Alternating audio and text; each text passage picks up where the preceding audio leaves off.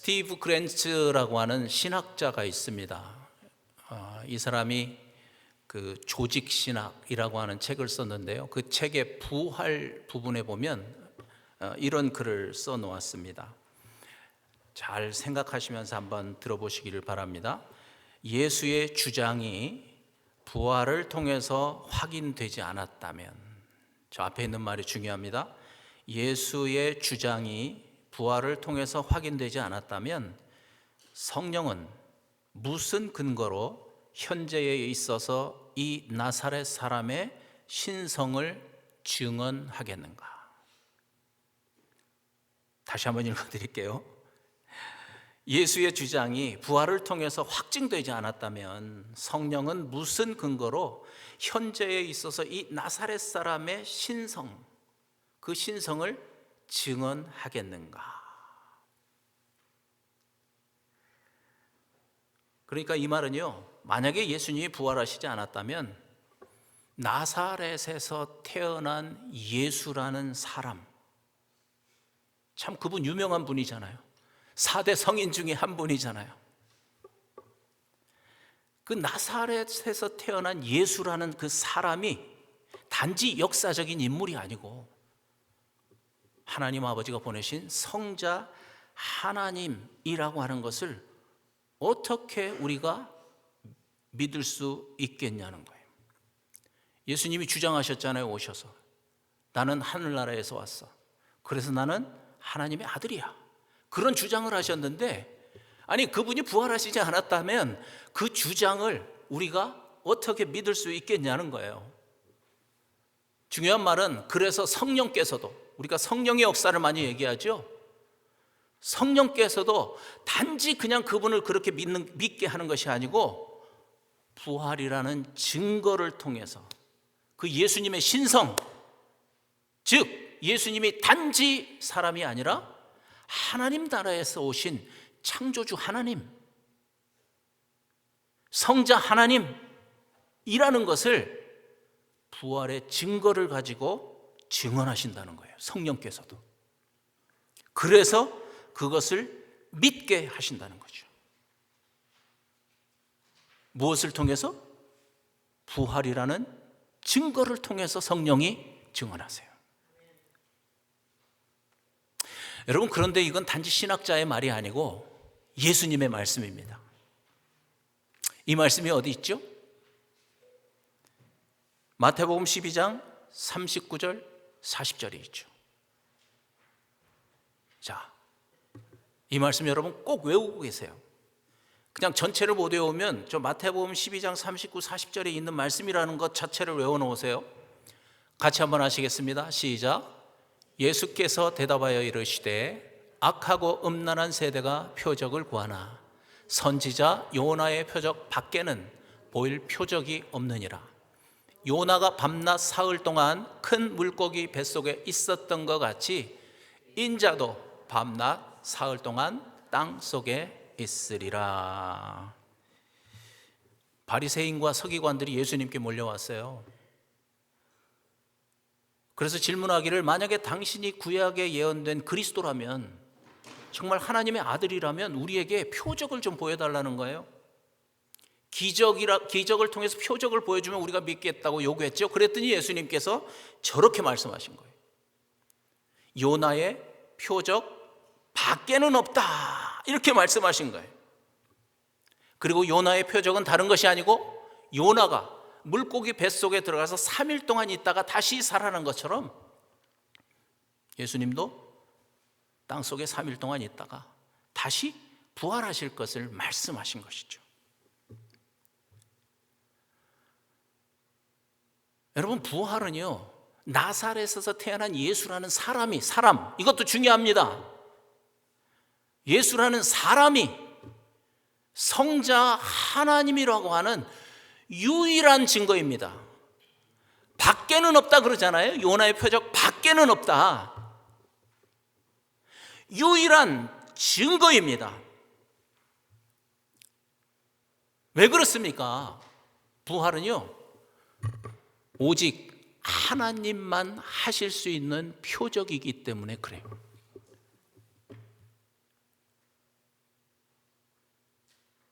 여러분 생각해 보세요. 세상을 살았던 모든 사람이 다 죽었습니다. 그렇죠? 우리도 죽을 것입니다. 그런데 유일하게 한 분만 죽은 자 가운데서 살아나셨는데, 그것도 그냥 이런 육체로 살아난 것이 아니고 spiritual body, 영의 몸으로, 영원히 죽지 않는 영의 몸으로 살아난 분은 예수님 한 분 밖에는 없는 것입니다. 부활은 하나님만 하실 수 있는 표적이고 기적입니다. 그래서 부활로 우리에게 증거를 주신 것입니다. 다른 어떤 것이 아니고.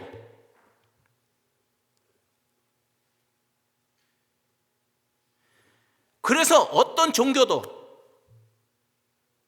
어떤 철학도, 어떤 지식도 아무리 발달된 과학이라 하더라도 흉내낼 수 없는 것이 부활입니다.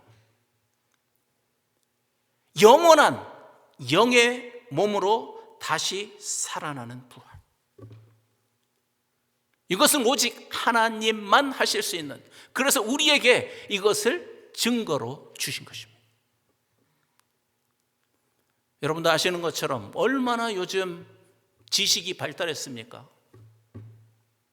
얼마나 과학이 발달했습니까? 저도 며칠 전에 AI에 대해서 좀 이렇게 비디오를 몇 개 찾아봤습니다. 대단하죠. 그 속도도 대단하고요. 과학이 발달했지만, 그러나 그 과학이 부활을 이길 수는 없습니다. 물론 과학이 하나님을 증거하기도 합니다. 한때 창조과학이라는 게 굉장히 교회에서 많이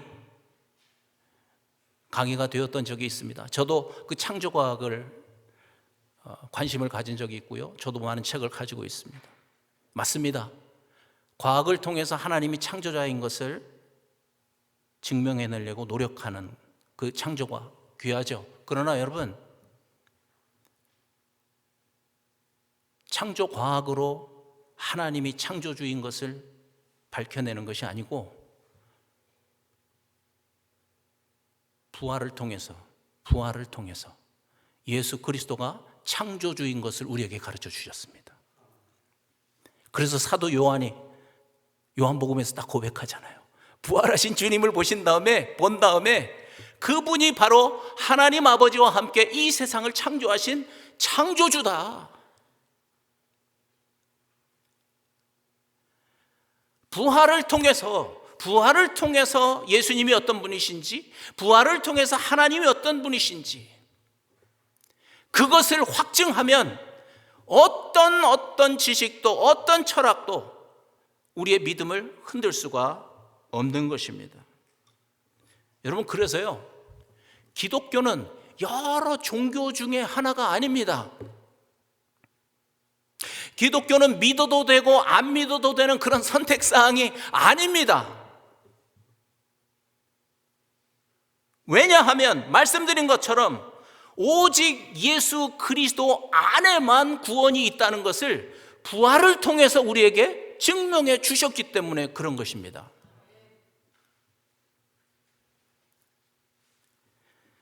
사도행전 4장 12절에 이런 말씀이 있죠. 우리 한번 같이 하실까요? 시작. 다른 이로서는 구원을 받을 수 없나니 천하 사람 중에 구원을 받을 만한 다른 이름을 우리에게 주신 일이 없음이라 하였음이라. 이 사도행전 4장은요, 베드로가 부활을 증거하다가 핍박을 받기 시작하는 말씀부터 시작해요. 그러니까 부활을 증거하는 중에 이 말씀하신 거예요. 이 사도행전 12장 때문에 우리 기독교가 욕을 많이 먹습니다. 왜? 배타적이라고. 기독교는 배타적인 종교야.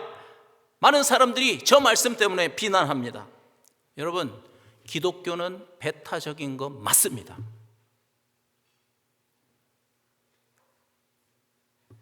이 말씀대로 오직 예수 그리스도만 우리의 구원이기 때문에 그런 겁니다. 다른 종교에는 구원이 없습니다. 오직 예수 그리스도만 우리의 구원입니다. 다른 사람이 욕을 하고 비난해도 우리는 오직 예수 그리스도만 구원이라고 선포하고 믿는 확실한 증거가 있는 것입니다. 그냥 때를 쓰는 게 아니고. 그 증거가 뭡니까? 그렇죠. 베드로가 말씀하시는 것처럼 부활인 거예요. 부활의 증거가 있기 때문에, 그래서 예수 그리스도만 구원이라고 믿고 선포하는 겁니다. 핍박을 받아도, 비난을 받아도, 욕을 먹어도.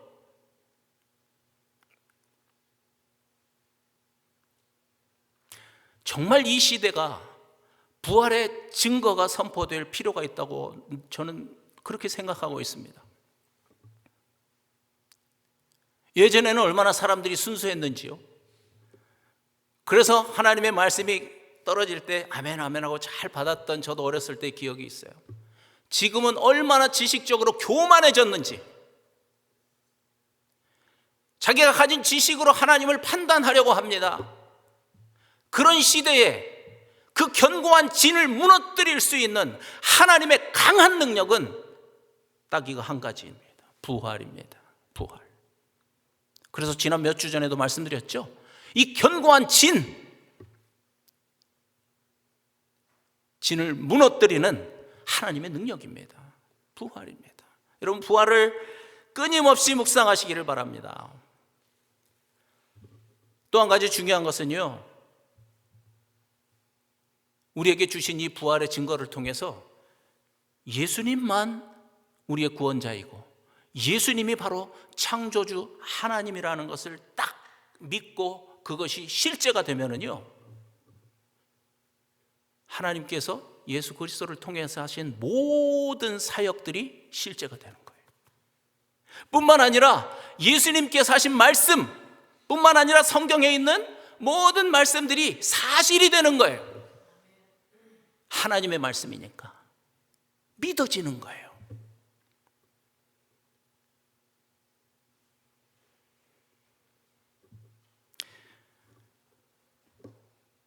저도 오랫동안 신앙생활 했고요. 10년 동안 설교를 하다가 이 말씀을 만났습니다. 이 마태복음 이 말씀을 만났어요. 정말 신앙생활에 새로운 지평이 열렸어요. 여러 가지, 정말 말할 수 없이 많은 것들이 부활을 통해서 저에게 축복으로 부어졌는데, 그 중에 한 가지가 뭐냐면요, 그 이후에는 제가 이렇게 여러분 앞에서 하는 이 설교가 저의 신앙 고백이 되었습니다. 여러분, 솔직히 말씀드리면 제가 그 전에 10년 동안 설교했잖아요. 매주일 열심히 이 자료 저 자료 꺼내다가 붙이고, 좋은 예화 있으면 그것도 찾아다가 또 붙이고, 누구 얘기 갖다가 또 붙이고, 열심히 그렇게 짜집기 해서 멋있는 설교했어요. 그때도 은혜 받았다는 사람 참 많이 있었어요. 근데 제 양심이 알죠. 글쎄요, 제가 여러분에게 한마디 드리는 이 고백이 저의 고백이에요. 제가 믿기 때문에, 제가 경험했기 때문에 여러분께 말씀드리는 거예요. 여러분이 마태복음 12장 39절 40절 붙드세요. 묵상해 보세요. 반복해서 생각해 보세요. 여러분의 눈이 열립니다. 귀가 열립니다. 신앙의 지평이 열립니다. 엄청난 변화가 일어나는 것입니다. 왜 그러냐면, 말씀드린 것처럼 말씀이 믿어지기 때문에 그러는 거예요.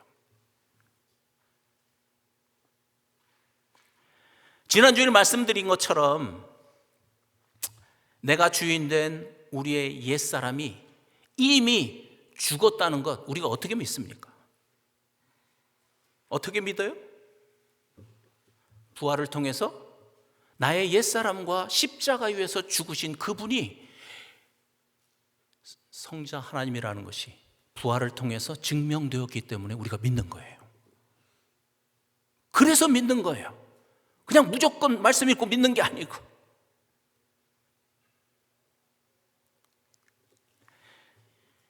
여러분, 그래서 로마서 6장 6절 말씀 다시 한번 할 텐데요, 여러분 이 말씀 끝에 꼭 아멘 마음 중심으로 하시기를 바랍니다. 준비되셨죠? 시작. 우리가 알거니와 우리의 옛사람이 예수와 함께 십자가에 못 박힌 것은 죄의 몸이 죽어 다시는 우리가 죄에게 종노릇하지 아니하려 함이니. 아멘. 아멘. 어떻게 믿어요? 나 혼자 내 옛사람만 죽은 게 아니고 성자 하나님 그분이 함께 죽으셨기 때문에 우리가 믿는 거예요. 여러분, 이 말씀이 참 중요합니다. 그리고 우리가 이 말씀을 자세히 살펴봐야 합니다.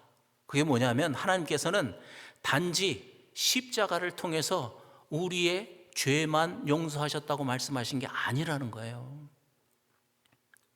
우리의 죄를 용서하셨을 뿐만 아니라 그 죄악의 원인이 되는, 뿌리가 되는 내가 주인 된 나의 옛사람을 죽였다고 말씀하시는 거예요. 정신 차리세요. 여기 보세요. 여러분, 많은 사람들이 십자가를 오해합니다.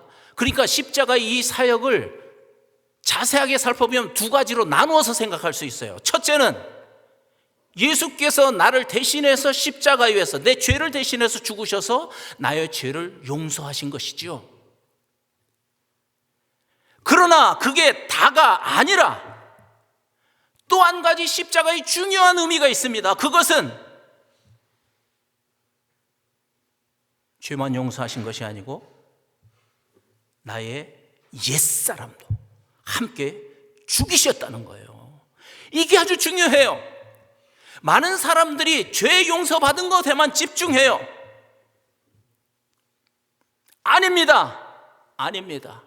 내가 주인된 나의 옛사람, 그 죄악을 만들어내는 나의 옛사람, 내가 주인된 나의 옛사람, 그래서 내 삶을 불행하게 만들어버리는 그 나의 옛사람, 그 옛사람과 함께 그리스도가 죽으신 것을 믿습니다. 그러니까 많은 사람들이 십자가를 믿는다고 하면서 죄 용서받은 것만 집중을 하니까 자신의 옛사람이 죽은 것은 모르는 거예요. 그래서 여전히 죄 용서는 받았는데 내가 주인된 옛사람은 펄펄 그냥 살아있어요. 그러니까 삶이 변하지 않는 거죠. 죄 용서 받은 것에 대한 감사함, 그 은혜 말할 수 없죠. 그러나 거기에서 끝나면 우리의 삶이 변하지 않아요. 내가 주인된 옛사람을 십자가 위에서 죽이신 것을 믿고 그분을 주인으로 바꿀 때 우리의 삶이 변화되는 것을 믿습니다. 여러분, 이것이 십자가의 의미예요.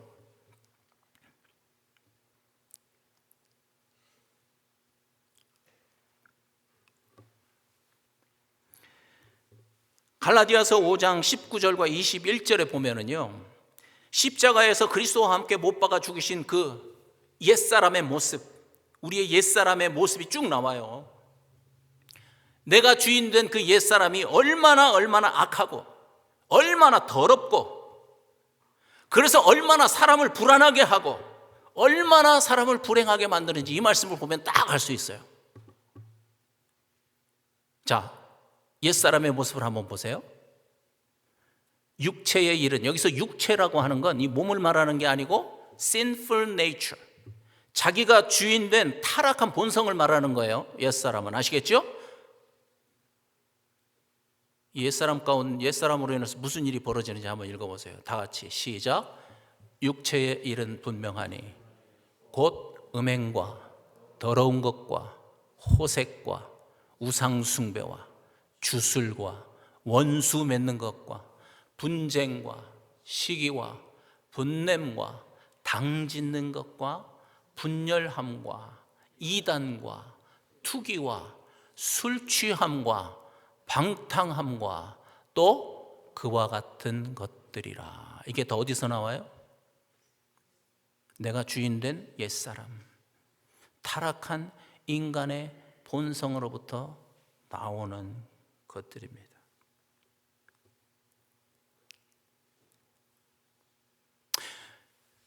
여러분 한번 참 심각하게 좀 생각해 보세요. 이 병을 고치지 않고, 예?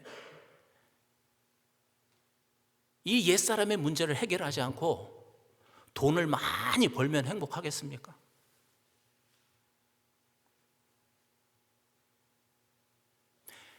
이 옛사람의 문제를 해결하지 않고 열심히 공부해가지고 열심히 노력해서 높은 자리에 올라가서 성공을 하면 행복하겠습니까? 아니, 암덩어리가 지금 내 안에서 자라고 있는데 그걸 잘라내지 않고 열심히 근육 운동만 하면 건강해지는 겁니까? 무엇이 중요한가를 우리에게 깨닫게 하시는 말씀입니다. 무엇을 먼저 해결해야 되냐는 거예요. 돈 벌기 전에, 성공하기 전에 무엇을 먼저 해결해야 되는가? 저 문제 해결해야죠.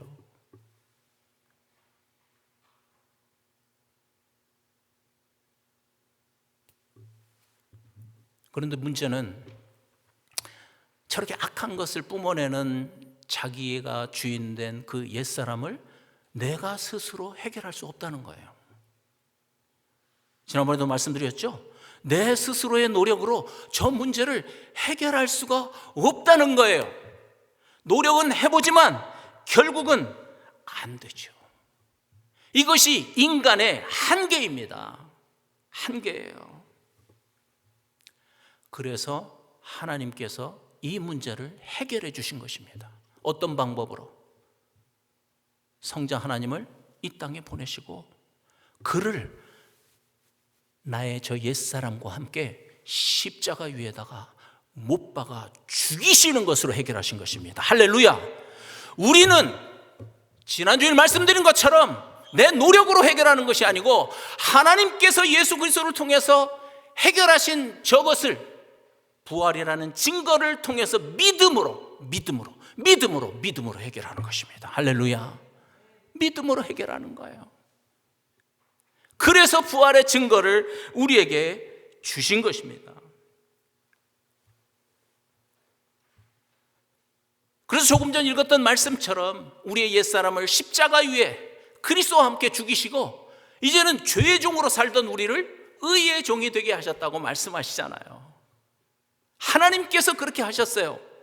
우리는 믿음으로 죄의 종이었던 우리는 의의 종이 되는 것입니다. 그래서 로마서 6장 17절 18절에 이렇게 말씀하세요. 이게 얼마나 감사한 일인가. 시작. 하나님께 감사하리로다. 너희가 본래 죄의 종이더니 죄로부터 해방되어 의에게 종이 되었느니라. 하나님께 감사할 게 얼마나 많아요. 지난주에도 말씀드린 것처럼, 오늘 집사님도 기도하신 것처럼. 그런데 우리가 하나님께 드려야 될 최고의 감사는 뭡니까? 무엇 때문에 감사하는 거예요? 죄의 종이었던 나를 그리스도를 통해서 의의 종이 되게 하신 것. 그것이 우리의 최고의 하나님께 대한 감사인 거예요. 할렐루야. 여러분 아멘 되세요? 말씀드린 것처럼 죄의 종으로 산다면 아무리 내가 열심히 해서 세상적으로 성공하고 많은 것을 가져도 다 무의미하기 때문에 그래요. 죄의 종으로 산다면 여러분, 내가 여전히 죄의 종으로 산다면요, 내가 가진 걸 어디에다 쓰겠습니까? 죄 짓는 데 쓰겠죠. 내가 여전히 죄의 종인데 열심히 노력해가지고 사회적으로 성공했어요. 권력을 잡았어요. 높은 자리에 올라갔어요. 그 권세, 그 능력을 어디에 쓰겠습니까? 자기의 탐욕을 채우는 데 쓰겠죠. 너무나 뻔한 공식 아니겠습니까? 그렇죠? 그래서 가지면 가질수록, 높은 자리에 올라가면 올라갈수록 더 헷갈리는 삶을 사는 거예요. 그것으로 인해서 더 불행한 삶을 살 수밖에 없어요. 자기가 가진 것 때문에, 자기가 이루어 놓은 세상적인 성공 때문에 오히려 하나님을 대적하는 자가 되는 것을 얼마나 많이 우리가 봅니까? 복이 되는 것이 아니고 오히려 자기가 가진 것이 자기에게는 저주가 되는 거죠. 죄의 종으로 계속 살 거니까. 그것이 뭔지도 모르고. 그러다가 죽으면 결국 하나님 앞에서 심판받고 가는 곳은 뻔하게 정해져 있는 거예요. 그러니까 무엇보다도 하나님께서 내가 해결할 수 없었는데 예수 그리스도를 통해서 나를 의의 종으로 만들어 주신 거, 이게 얼마나 큰 감사예요.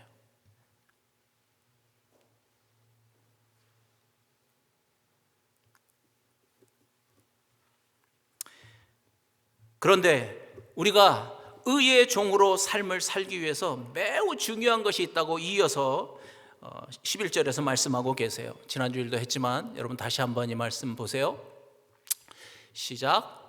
이와 같이 너희도 너희 자신을 죄에 대하여는 죽은 자요 그리스도 예수 안에서 하나님께 대하여는 살아있는 자로 여길지어다. 무슨 단어가 중요하다고 그랬어요?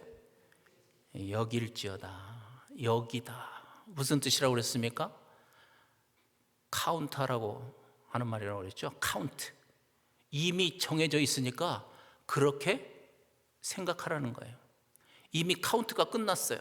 이미 계산이 끝났어요.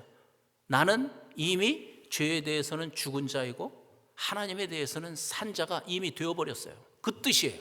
그래서 여긴다라고 하는 말은 믿으라는 말보다도 더 강력한 말이라고 말씀드렸어요.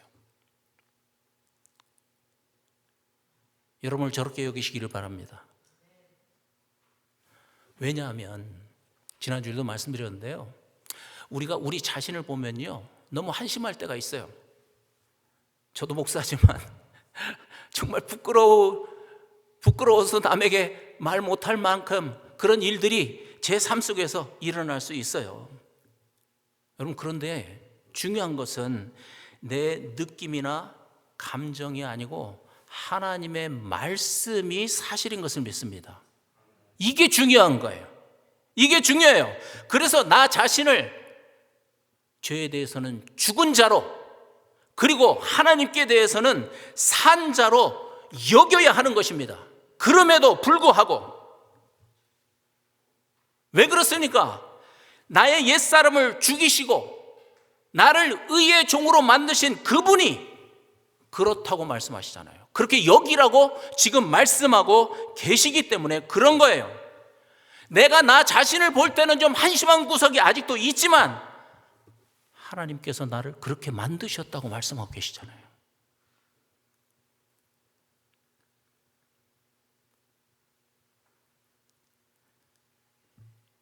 어떤 자로 만드셨대요? 죄에 대해서는 죽은 자요, 하나님에 대해서는 산 자로 이미 그렇게 만드셨다고 말씀하세요. 예수 그리스도를 죽이면서까지, 그냥 만드신 것이 아니고 예수 그리스도를 죽이면서까지, 십자가 위에서 잔인하게 죽이면서까지 나를 그렇게 만드셨다고 말씀하시잖아요. 그러니까 내가 너를 그렇게 만들었으니까 너 자신도 너를 그렇게 여기라고 말씀하시는 거예요. 그래서 무슨 말인지 좀 이해가 되세요?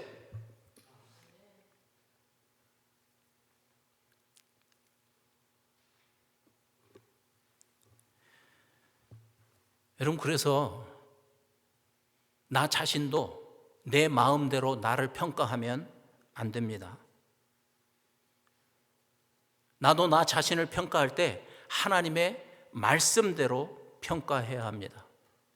특별히 옛사람의 그 과거의 습관들이 튀어나올 때 더욱더 그렇습니다. 그럴 때일수록 오늘 말씀을 선포하시기를 바랍니다. 나는 이미 십자가를 통해서 의의 종이 되었다. 그럼에도 불구하고 나는 이미 죄에 대해서 죽은 자고 하나님께 대해서는 나는 산 자야. 부활로 그것을 믿습니다. 고백하고 나아가는 것입니다. 왜 이것이 중요한가 하면 나의 이 정체성을 잊어버리지 않을 때 우리가 죄악과 대항해서 싸워서 이길 수 있기 때문에 그런 겁니다. 할 수 없네, 난 여전히 그런가 봐, 뒤로 물러서 버리면 여러분은 그냥 실패자가 되고 맙니다. 그래서 하나님께서 여기라고 말씀하시는 겁니다. 네가 어떤 상황에 있다 하더라도, 실패했다 하더라도 너를 의의 종으로 여기라는 거예요. 그것을 놓지 말라는 거예요. 그럼에도 불구하고 나는 여전히 죄에 대해서 죽은 자이고 하나님에 대해서는 산 자라고 여기고 행동하라는 겁니다. 그러면 죄를 이기는 경험을 하게 돼요. 그러면서 그 경험이 쌓여서 나의 인격이 되는 겁니다. 더 강력한 사람으로 세워지는 것이죠. 그래서 이어지는 로마서 6장 13절에서 이런 말씀도 하셨죠. 자, 다시 한번 지난주에 했지만 같이 한번 하시겠습니다. 시작. 또한 너희 지체를 불의의 무기로 죄에게 내주지 말고 오직 너희 자신을 죽은 자 가운데서 다시 살아난 자 같이 하나님께 대하여 너희 지체를 무엇으로? 의의 무기로 하나님께 드리라. 내 몸의 지체가 무기입니다. 무기입니다. 그런데 중요한 것은 이 무기를 누구한테 맡기느냐가 중요한 거예요. 이 무기를. 그렇죠?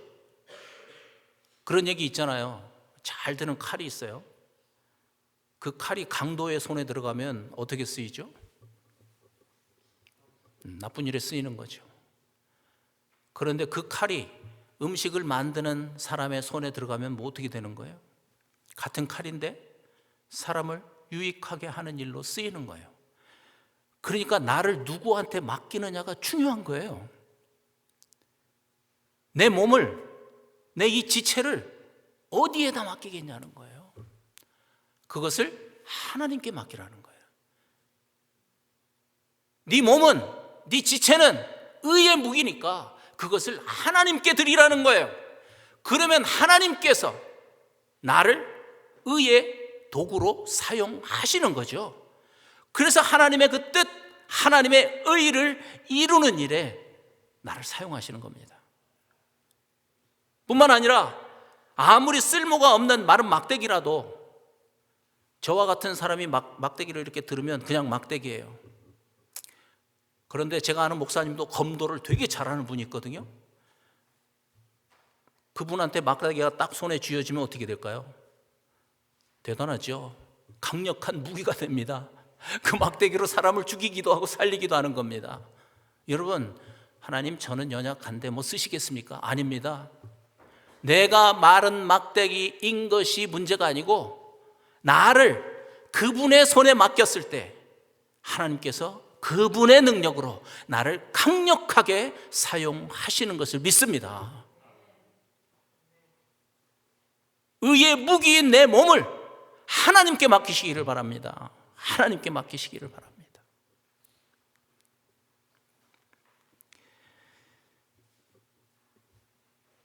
여러분, 말씀을 정리하겠습니다. 중요한 것은 믿음입니다. 어떤 믿음? 내가 의의 종이 되었다는 믿음. 그것도 그냥 의의 종이 된 것이 아니고 하나님께서 예수 그리스도를 나의 옛사람과 함께 십자가에 못 박아 죽이심으로써 나를 의의 종으로 만드셨다는 것을 믿으시기를 바랍니다. 어떻게 믿어요? 부활이라는 증거를 가지고 믿으시기를 바랍니다. 안 믿어지면은요, 부활의 증거로 믿습니다라고 여러분 입으로 고백하며 기도해 보세요. 기가 막힌 일이 벌어져요. 그것이 첫째입니다.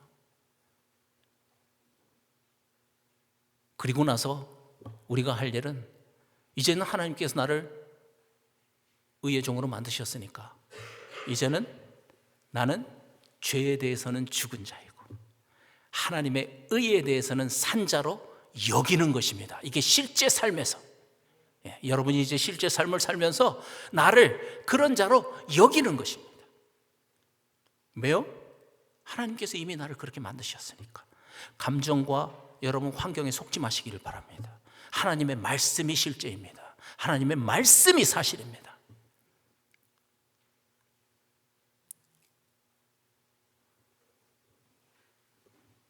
부활의 표적으로 이 말씀을 믿고 아멘 하시기를 바랍니다. 그래서 이제는 여러분의 그 능력, 그 여러분의 공부를 통해서 여러분이 갖게 된 그 지식, 여러분이 직업을 통해서, 사업을 통해서 갖게 된 물질, 그 모든 것들이 의의 무기로 사용될 수 있기를 바랍니다. 그것을 마음으로 원하시기를 바랍니다. 그것이 크든 작든 부족해 보이든 강해 보이든 상관없습니다. 그러면 하나님께서 그걸 붙드시고 멋지게 능력 있게 사용하실 것입니다. 여러분 잊지 마십시오. 내가 서 있는 곳은 어디나 하나님의 의를 이루기 위해서 쓰임받는 장소라는 거예요.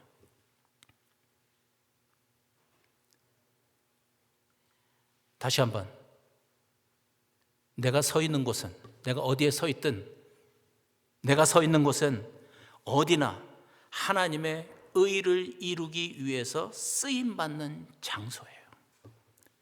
그래서 하나님께서 그 장소로 우리를 인도하신 거예요.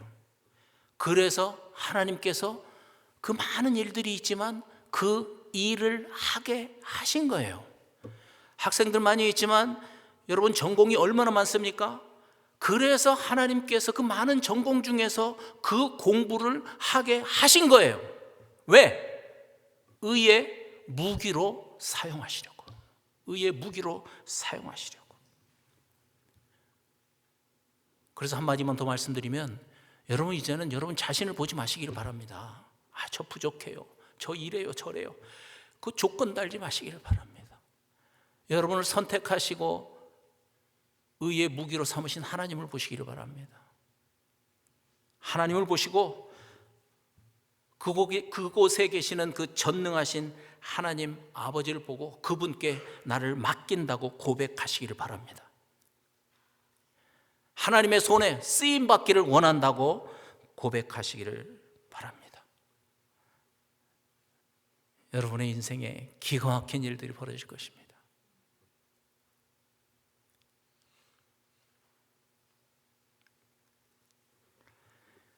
그래서 우리가 가는 곳마다 우리를 통해서 하나님의 의가 이루어지고 그 하나님의 영광이 드러날 것입니다.